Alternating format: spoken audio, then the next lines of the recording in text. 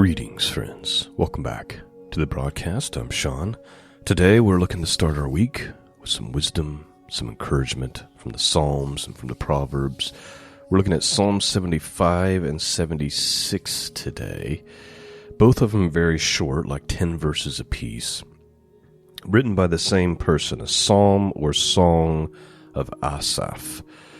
And they appear to kind of deal with God's kind of judgment of the wicked, perseverance, or preservation, rather, of the godly.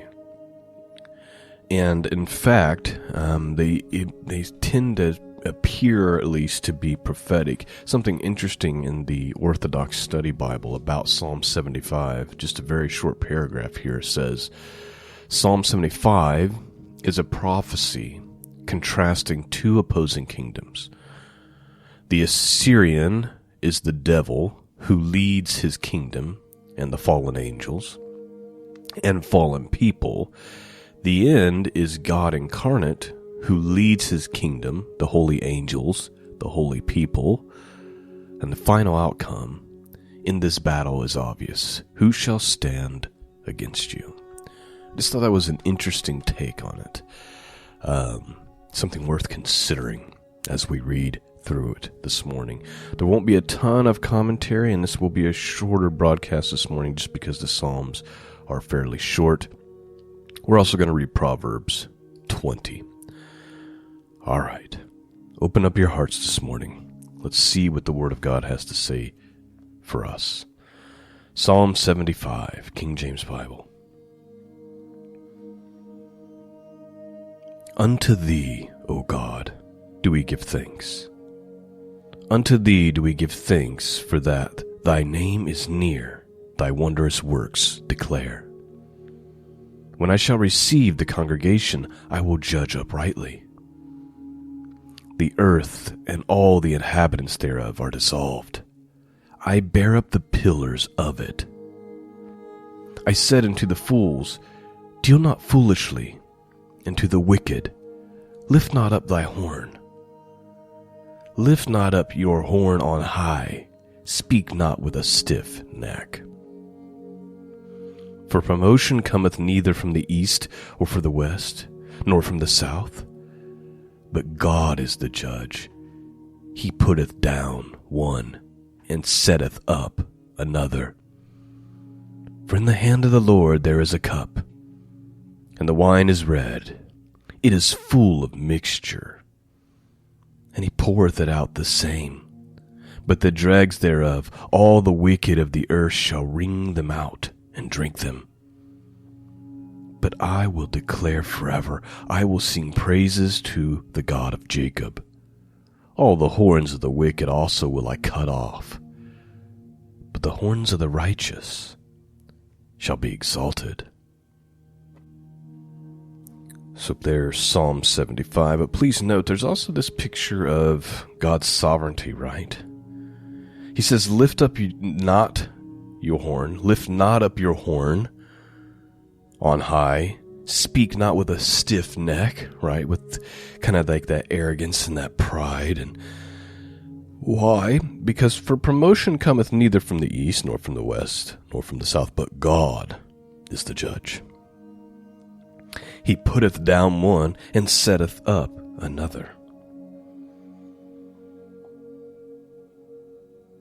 All the horns, the last verse, of the wicked also will I cut off, but the horns of the righteous shall be exalted.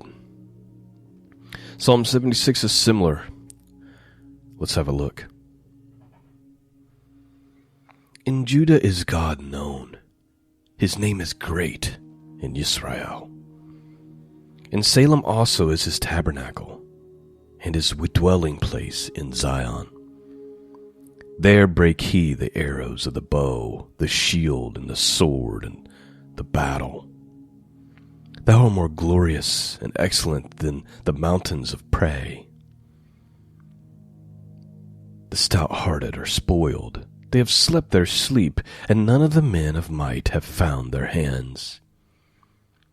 At thy rebuke, O God of Jacob, both the chariot and the horse are cast into a dead sleep.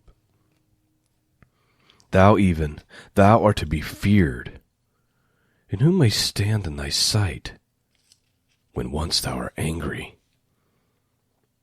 Thou didst cause judgment to be heard from heaven. The earth feared and was still. When God arose to judgment, to save all the meek of the earth, surely the wrath of man shall praise thee. The remainder of wrath shalt thou restrain. Vow and pray unto the Lord your God. Let all that be round about him bring presents unto him that ought to be feared. He shall cut off the spirit of princes. He is terrible to the kings of the earth. And so please note, Psalm 76 also dealing with that sovereignty of God, right? But also dealing with how you ought to be afraid. There ought to be fear. Thou, even thou, art to be feared, and who may stand in thy sight when once thou art angry? God causes judgment to be heard in heaven.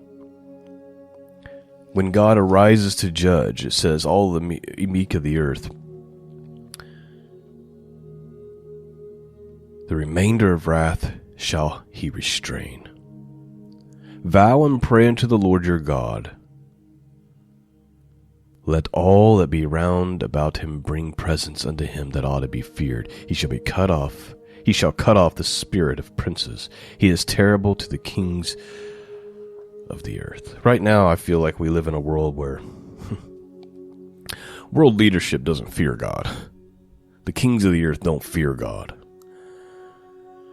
But the scriptures say there's coming a day when that's going to change dramatically. There will be many reasons to fear God and to cry out to God.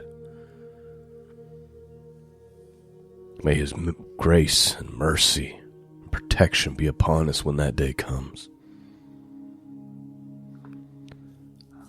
All right. I told you the Psalms would be short this morning. Let's move forward. Let's see if we can get some wisdom to start our week here with Proverbs chapter 20. Warnings and instructions. Let's begin. Verse 1. Wine is a mocker. Strong drink is raging. And whoever is deceived thereby is not wise. The fear of the king is as a roaring of a lion. Whoso provoketh him to anger sinneth against his own soul.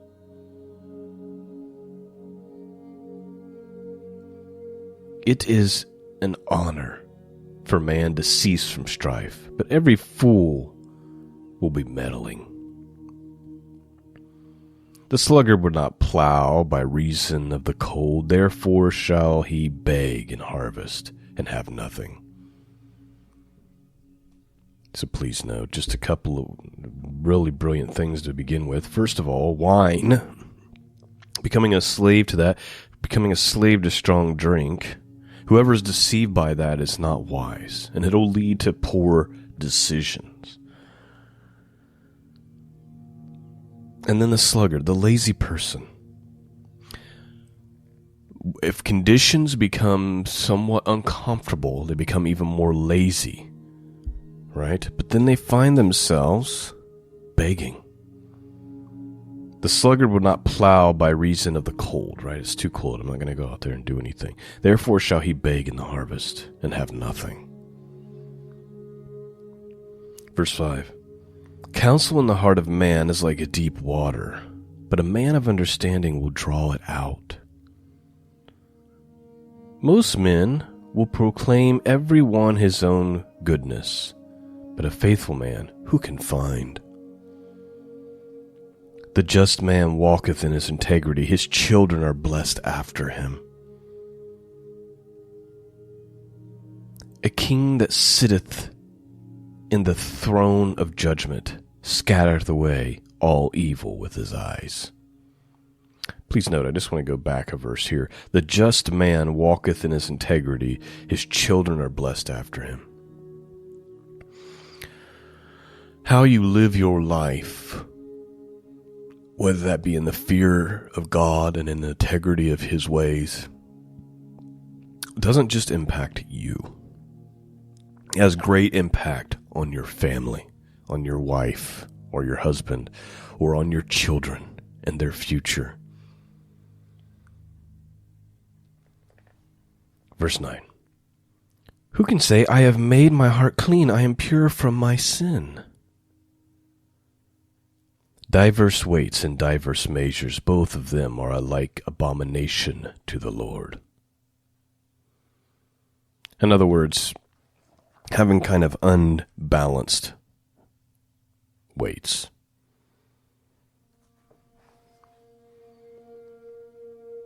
Even a child is known by his doings, whether his work be pure and whether it be right. So please know, actions matter. Your actions demonstrate what you believe. The scriptures say even a child is known by their work. So this idea that I just have to have some faith and now I can live however I want is absurd, unbiblical, and frankly wicked. Verse 13.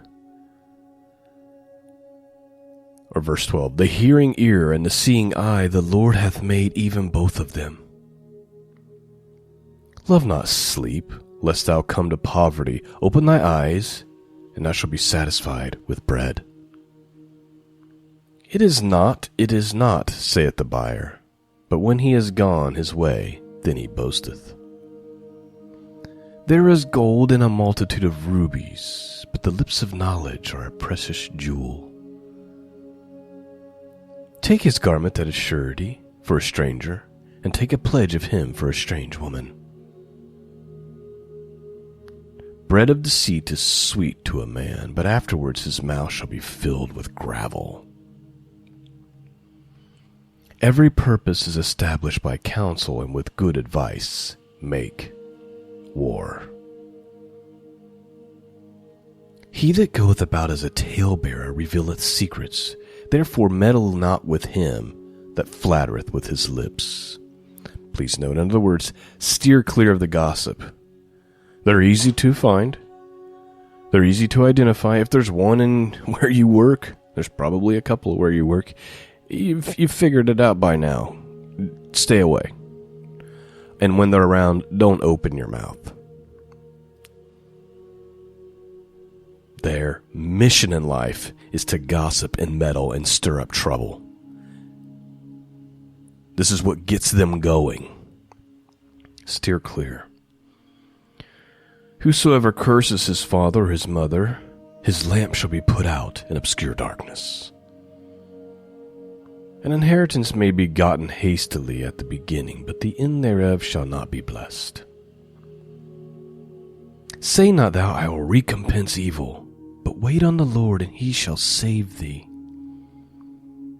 Diverse weights are an abomination to the Lord, and a false balance is not good. Man's goings are of the Lord. How can a man then understand his own way? It is a snare to a man who devoureth that which is holy, and after vows to make inquiry. A wise king scattereth the wicked, and bringeth the wheel over them.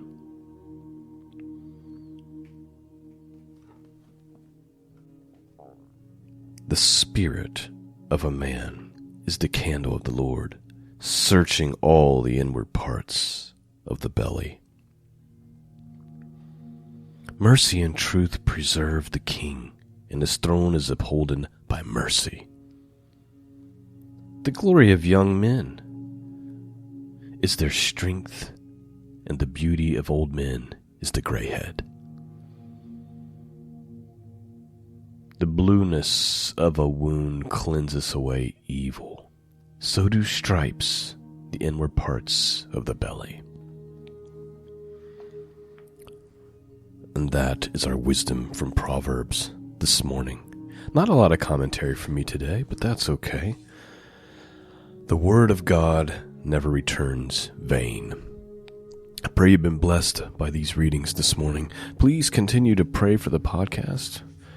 Lord knows I need it desperately. I'm also looking to make some changes, potentially turning it into non-for-profit, things of that nature, to help both me and those of you who support the mission. So be praying for me about that process. I just could really use your prayer where the podcast is concerned, so please consider doing that. And if you have the means and you're willing, please consider supporting it, scriptureandprophecy.com. Thanks for listening, my friends. Peace and grace be with all of you, and until next time, God bless.